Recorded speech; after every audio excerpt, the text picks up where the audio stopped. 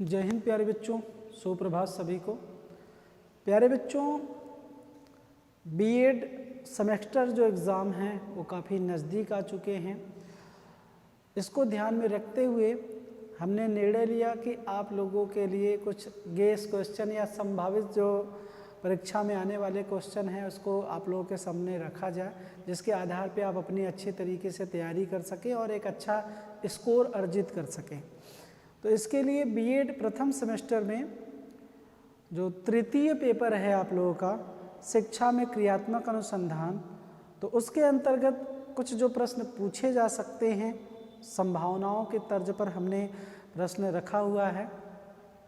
कुछ विगत कई वर्षों का पेपर देखते हुए एक निचोड़ निकाला गया है कि ये प्रश्न इस बार पूछे जा सकते हैं, क्योंकि अब देखे होंगे तो 23 से पहले इसका जो पैटर्न रहा है क्रियात्मक अनुसंधान का, तो ये सेकेंड सेमेस्टर में क्रियात्मक अनुसंधान पेपर पढ़ाया जाता था। अभी थोड़ा सा पैटर्न या कह सकते हैं सिलेबस चेंज हुआ है, जिसकी वजह से ये प्रथम सेमेस्टर में इसको सम्मिलित कर लिया गया है। और तो थोड़े बहुत परिवर्तन आपको देखने को मिलेंगे या मिले हैं, जिसकी वजह से आपको समझना थोड़ा सा आवश्यक हो जाता है कि किस आधार पे प्रश्न पूछे जा रहे हैं या विगत वर्षों में पूछे गए हैं और इस बार किस आधार पे पूछे जाएंगे। तो यही समझाने के लिए मैं आप लोगों के सामने उपस्थित हुआ हूँ प्यारे बच्चों। तो ये दीर्घ उत्तरी प्रश्न का सबसे पहले ले रहे हैं, ठीक है। तो दीर्घ उत्तरी प्रश्नों में प्यारे बच्चों यूनिट वाइज पूछता है, तो यूनिट 1 से 2 क्वेश्चन पूछेगा, यूनिट 2 से 2 क्वेश्चन पूछेगा, यूनिट 3 से इसी तरीके से 2 क्वेश्चन पूछता है और यूनिट 4 से 2 क्वेश्चन पूछे जाते हैं। तो हर एक यूनिट से आप देखेंगे तो लॉन्ग क्वेश्चन जो होते हैं वो 2-2 बनते हैं, ठीक। और जिसको आपको इस क्वेश्चन को हल करने के लिए 500 शब्दों में इसकी व्याख्या करनी रहती है। तो 500 शब्द आप लिखेंगे तो इसका काम चल जाएगा। ऐसा नहीं है कि सिर्फ 5 ही, कभी कभी लिखते समय आप गिनते तो हैं नहीं, तो इसलिए आप 600 तक भी पहुंच जाते हैं। लास्ट वाला जो प्रश्न होता है वो 450 ही में कंप्लीट हो जाता है। ये चीज़ें भी देखने को मिलती है, लेकिन एक संभावनाओं के आधार पे आप 500 शब्द लिखेंगे। इसके लिए मैं बता दे रहा हूँ कि अगर 4 पेज आप लिखते हैं अच्छे तरीके से तो आप 500 शब्द तक पहुंच जाएंगे, ठीक है, मोटे मोटे तौर पर। तो जो प्यारे बच्चों हमने प्रश्न बनाया है पहला न करके दूसरा बात किया जाए, क्योंकि पहले के अंतर्गत तो 10-12 क्वेश्चन देते हैं, जिसमें 10 क्वेश्चन आपको करने रहते हैं, वो 4 नंबर के रहते हैं, ठीक है। तो यहाँ पर आपको 4 यूनिट है, चारों यूनिट से प्रश्न पूछे जाते हैं और हर एक यूनिट से एक प्रश्न का उत्तर आपको देना है। चाहे अगर ये आ रहा है तो ये दे दीजिए, तब आपको ये नहीं देना पड़ेगा। अगर ये दे रहे हैं तो इसको नहीं, इसीलिए अथवा या और करके लगा हुआ है, ठीक। तो अब देखिए, क्योंकि यहाँ से जो सिलेबस है प्यारे बच्चों, अगर आप देखेंगे तो जो सिलेबस में पहला है यूनिट, उसमें है आपकी अनुसंधान किसे कहते हैं, उसकी अवधारणा क्या है, ठीक है, जिसमें अंतर्गत आप वर्गीकरण पढ़ेंगे। तो अनुसंधान कितने प्रकार का है, उसमें क्रियात्मक अनुसंधान, या उससे पहले अगर देखा जाए तो मौलिक अनुसंधान जिसको आधारभूत अनुसंधान भी कहते हैं, प्रयुक्त अनुसंधान जिसको व्यवहारिक अनुसंधान कहते हैं, और क्रियात्मक अनुसंधान, ये 3 अनुसंधान आपको अध्ययन करने हैं। तो अधिकांशतः प्यारे बच्चों जो प्रश्न बनता है वो आपका बनता है क्रियात्मक अनुसंधान से। बीएड के सिलेबस में आप देखेंगे तो क्रियात्मक अनुसंधान का बहुत बड़ा रोल है। तो यहाँ से जब प्रश्न बनते हैं प्यारे बच्चों, तो ये बनते हैं कि क्रियात्मक अनुसंधान को परिभाषित कीजिए और परंपरागत अनुसंधान एवं क्रियात्मक अनुसंधान में अंतर कीजिए, ठीक बात। जब परंपरागत बात कर लेता है प्यारे बच्चों, तो परंपरागत अनुसंधान के अंतर्गत उसमें मौलिक अनुसंधान और प्रयुक्त अनुसंधान दोनों होती हैं। इसके अंतर्गत क्या आ जाता है, तो वो मौलिक अनुसंधान या कह सकते हैं फंडामेंटल रिसर्च, और प्रयुक्त अनुसंधान अप्लाइड रिसर्च, ये दोनों मिलकर के परंपरागत अनुसंधान की बात कर रहा है। ठीक है। तो एक तो बन जाता है मूलतः आपसे कहाँ से प्रश्न, क्रियात्मक अनुसंधान से, कि क्रियात्मक अनुसंधान को परिभाषित कीजिए। तो आप मोटे मोटे तौर पर ये प्रश्न जो है वो इस तरीके से डिवाइड है, 5 + 10 टोटल ये 15 नंबर का, इस तरीके से डिवाइड है। तो आप पहले 5 नंबर में क्या बताएंगे, उसको परिभाषित करेंगे। तो आप थोड़ा सा उसका अर्थ बताएंगे, परिभाषा बताएंगे, कुछ विशेषताओं का नाम लिख देते हैं ना। तो ये कहीं ना कहीं अपने आप में परिभाषित हो जाती है कि क्रियात्मक अनुसंधान क्या है। अब उसी में 10 नंबर पूछ रहा है कि परंपरागत अनुसंधान और क्रियात्मक अनुसंधान में क्या अंतर है, मतलब इस अनुसंधान में और क्रियात्मक अनुसंधान में क्या अंतर है, उसको बाकायदा आप हेडिंग वाइज दे करके अंतर करेंगे। ठीक है। जैसे आप बताते हैं कि ये जो अनुसंधान है वो व्यापक पैमाने पर किया जाता है, लेकिन क्रियात्मक अनुसंधान है वो संक्षिप्त और छोटे रूप में किया जाता है। यहाँ पर जो किया जाता है वो एक लैब में या नियमबद्ध तरीके से होता है, या प्रयोगशाला की ज़रूरत होगी। क्रियात्मक अनुसंधान के लिए प्रयोगशाला की ज़रूरत नहीं होती है, ये क्रमबद्ध, सुव्यवस्थित या वैज्ञानिक तरीके से किया जाता है। यहाँ पर क्रमबद्धता नहीं होती है, उतना वैज्ञानिकता नहीं होती है। इसको करने में समय ज़्यादा लगेगा, इसको करने में समय कम लगेगा, इसको करने में खर्च ज़्यादा लगेगा, यहाँ पर क्रियात्मक में खर्च कम लगेगा। यहाँ पे शक्ति ज़्यादा लगेगी, एनर्जी ज़्यादा लगती है, यहाँ पे एनर्जी कम लगता है। बहुत अंतर आप कहीं ना कहीं कर लेते हैं। तो इसके आधार पे आपसे प्रश्न प्यारे बच्चे पूछ रहा है, उसके आधार पे आप उसको उत्तर देना पड़ेगा। तो ये प्रश्न कहीं ना कहीं एक तरीके से बहुत इंपॉर्टेंट है, और कई बार मैंने कहा ना कि क्या है उसमें, फर्स्ट यूनिट में बहुत कुछ नहीं है, क्रियात्मक अनुसंधान है और उसके साथ साथ मौलिक अनुसंधान, व्यवहारिक अनुसंधान, यही है। तो यही मेन तो आपसे क्रियात्मक अनुसंधान पूछता है और उसमें अंतर क्या है ये पूछ लेता है। ठीक, या उसके साथ जो प्रश्न पूछने की ज़्यादा संभावना है ये है कि क्रियात्मक अनुसंधान की अवधारणा क्या है, कॉन्सेप्ट क्या है, वो आपसे पूछ रहा है। और क्रियात्मक अनुसंधान के उद्देश्यों एवं विशेषताओं का विस्तार पूर्वक वर्णन कीजिए। एक प्रश्न प्यारे बच्चों ये बन जाता है। ठीक है, ज़्यादा संभावना इस बार है कि इसके शोध के उद्देश्य और विशेषताओं का विस्तार पूर्वक वर्णन पूछ ले, या फिर कभी कभी इसी में एक चीज़ और पूछ सकता है कि ये तो फिक्स रहेगा क्रियात्मक अनुसंधान की अवधारणा क्या है, और इसी में पूछ लेता है ना सिर्फ इसका नाम दे करके कि मौलिक अनुसंधान और क्रियात्मक अनुसंधान में अंतर स्पष्ट कीजिए। तो सिर्फ मौलिक जब नाम लेगा तो परंपरागत नहीं बोलेगा, परंपरागत जब बोलेगा तो दोनों की बात कर लेता है। तो सिर्फ नाम दे करके कि मौलिक अनुसंधान और क्रियात्मक अनुसंधान में भी अंतर कीजिए। ये प्यारे बच्चों दो प्रश्न यहाँ से बन जाते हैं, तो काफ़ी महत्वपूर्ण है, इसको ध्यान से आप लोग पढ़ लीजिएगा और इस बार पूछने वाला है ऐसा प्रश्न। ठीक, अब उसके पश्चात है प्यारे बच्चों चौथा प्रश्न। तो कक्षा शिक्षण एवं विद्यालय आधारित कार्यक्रम के सुधार के लिए क्रियात्मक अनुसंधान की भूमिका स्पष्ट कीजिए। टॉपिक का नाम ही है देखिए कि कक्षा शिक्षण एवं विद्यालय आधारित कार्यक्रम के सुधार के लिए क्रियात्मक अनुसंधान, ये टॉपिक ही है। तो टॉपिक में क्या पूछ दिया है, अनुसंधान की भूमिका स्पष्ट कीजिए। ठीक है, तो कक्षा शिक्षण में जो भी कार्यक्रम किए जा रहे हैं जिससे कि शिक्षण प्रभावशाली बनाया जाए, अगर नहीं है तो उसके लिए क्रियात्मक अनुसंधान करना है।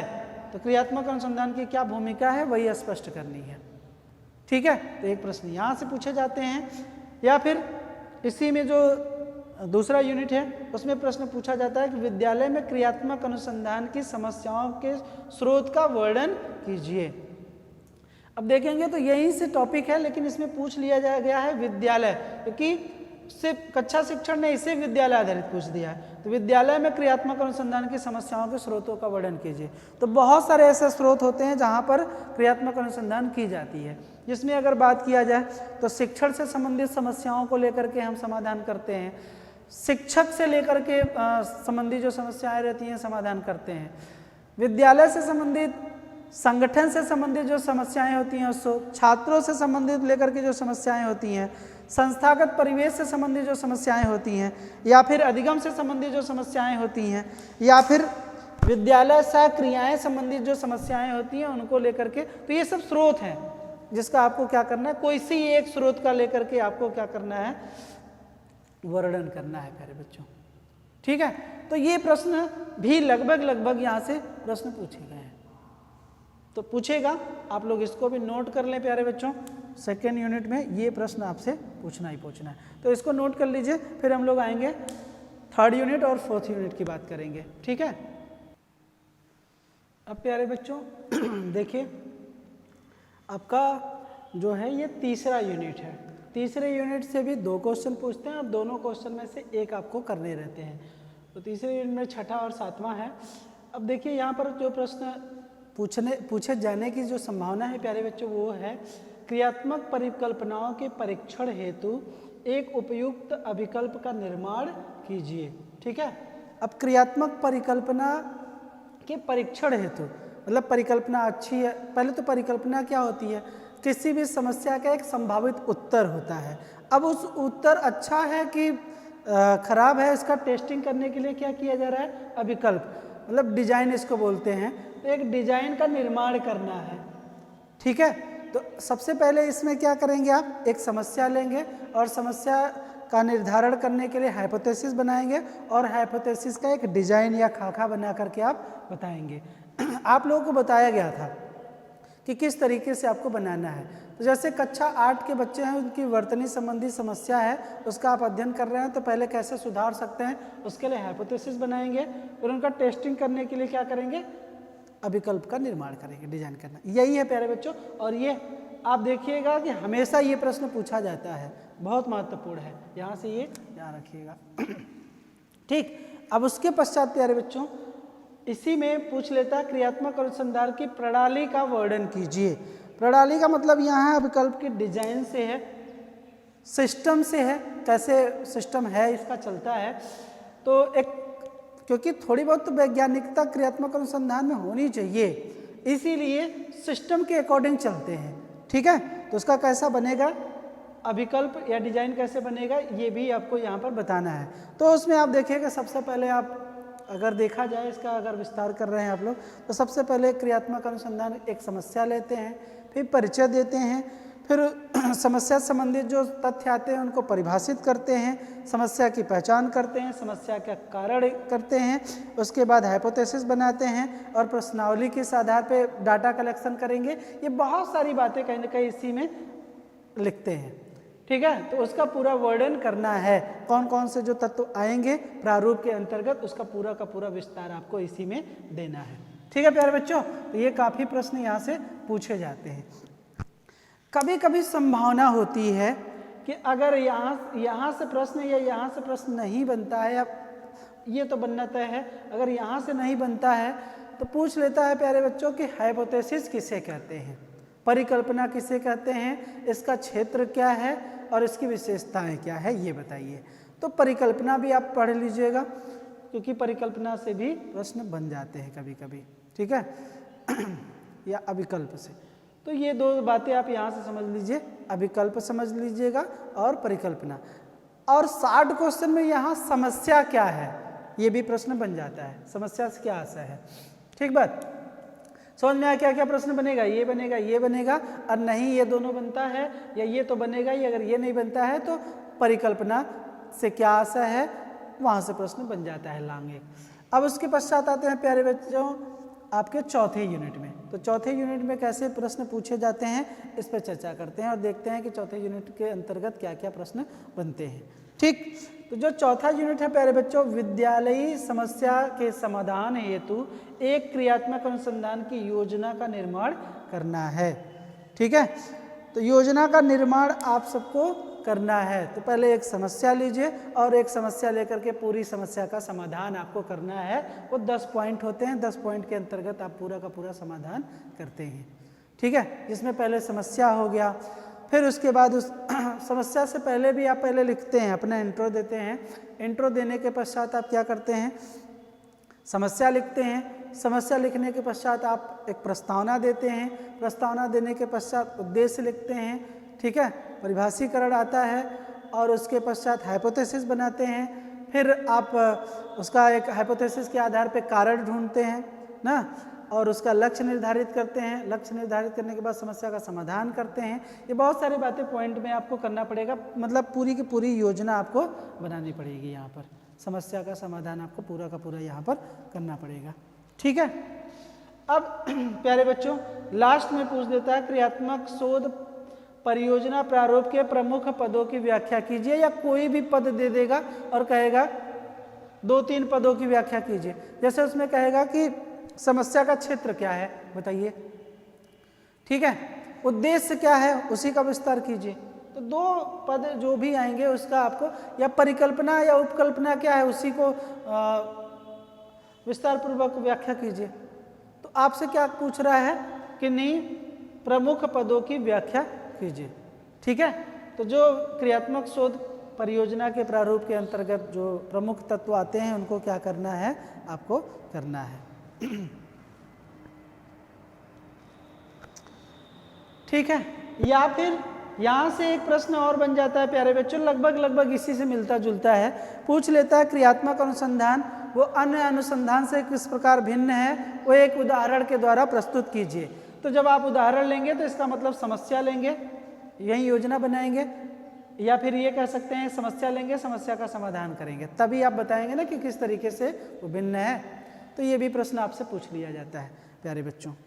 अब समझ में आया क्या करना है क्या नहीं। तो ये प्रश्न आप अच्छे तरीके से आप अपने पढ़ाया गया है, सब कुछ पढ़ाया गया है, ऐसा नहीं कि पढ़ाया नहीं गया है, तो यहाँ से प्रश्न पूछे जाते हैं। तो इस तरीके से आप प्रश्नों को हल करेंगे, इसको अच्छे तरीके से पढ़ लीजिएगा। जितने भी प्रश्न हैं वो आने ही आने निश्चित हैं।